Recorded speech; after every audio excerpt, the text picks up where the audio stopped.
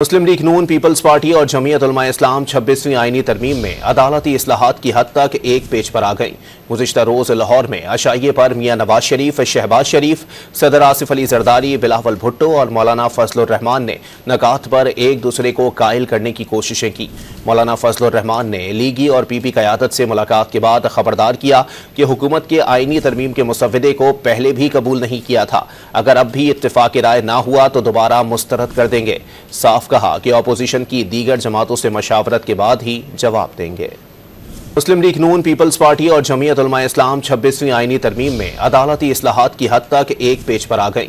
गुज़िश्ता रोज़ लाहौर में अशाइये पर मियाँ नवाज शरीफ, शहबाज शरीफ, सदर आसिफ अली जरदारी, बिलावल भुट्टो और मौलाना फजलुर रहमान ने नकात पर एक दूसरे को कायल करने की कोशिशें की।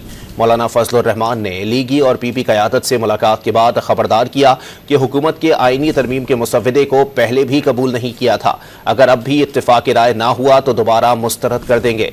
साफ कहा कि अपोजिशन की दीगर जमातों से मशावरत के बाद ही जवाब देंगे।